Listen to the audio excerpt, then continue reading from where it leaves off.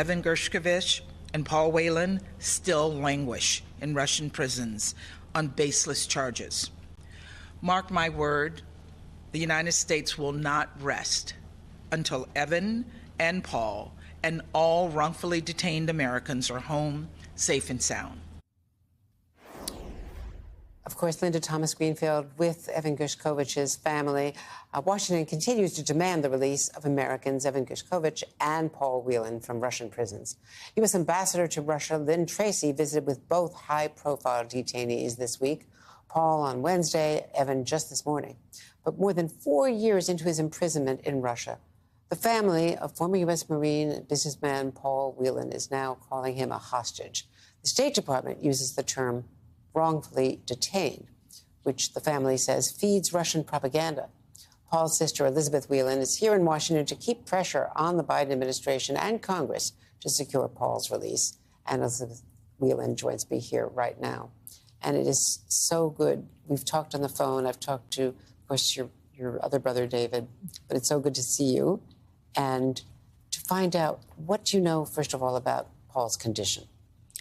Well, I think that he is, I would say he's hanging in there as best as he possibly can. We finally saw him a few weeks ago in a Russian propaganda video that was placed, and we were really surprised to see how good he looked, considering. And he sent the message back through my parents for me to tell basically the American public that it's thanks to them helping with his GoFundMe that he is actually doing well. That money goes via the U.S. Embassy in Moscow to Paul for good food and vitamins and that sort of thing to keep him going. But he shouldn't be in that prison in the first place. It's been almost 5 years. And you met with members of Congress. You met at the White House and at the State Department. You asked for a meeting with the president. What were you told? Well, I had met with him a year ago. Right. On the 16th. And so I thought that was a very good point to come back and say, hey, it has been this long and Paul is still being held. My concern is that we have, there's obviously a lot of commitment and passion, people trying to do what they can to help get him home. But we're not there yet. And I want to see my brother back in Michigan. Not just a lot of effort, but getting to 100%. If that takes presidential involvement, then that's what I want to ask for.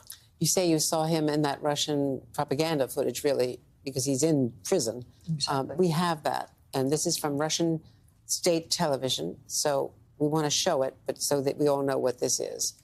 And I think it's very clear. You understand when I say that. You understand when I say that I can't do an interview, which means I can't answer any questions. So that is your brother standing up and not participating as they clearly wanted him to in answering questions that they could have distorted. Right. And making it very clear. Right. Even though he is imprisoned and they could punish him in any which way. You know, and I remember in the past there were days when there was a Thursday call that your parents expected. It didn't happen. It turned out he was in the hospital. And then we got word that he wasn't hospitalized for any illness. He was hospitalized because he said to your parents that they were taking prisoners for the Wagner group, for Ukraine, to fight. Cannon fodder, really. They were on the front lines. And so they didn't want an American witness to see any of that. What is your frustration? Because Trevor Reed has gotten out. Brittany Griner has gotten out, obviously very high profile. They traded Victor Bout, who was the most prized Russian prisoner. So there's a feeling among a lot of advocates for you, and perhaps for you, that Paul Whelan has been left behind. What is the fear that he might be left behind again if they were to get Evan Gershkovich out? Well, of course it is a fear, because this is, this is all the Russians' fault, that Paul is there. They're playing these games in terms of who gets out when, who they'll trade for. Up front, they did ask for both Yaroshenko and Bout for Paul, but the U.S. did not act on that at the time in 2019. And then eventually, when Reed and then Griner were arrested, the trades were done for them. And at that point, Russia had said, hey, we think Paul, and we want something different. I don't know what that happens to be. But it's interesting to show that the longer an American is held by one of these hostile foreign nations, the harder it is to get them home.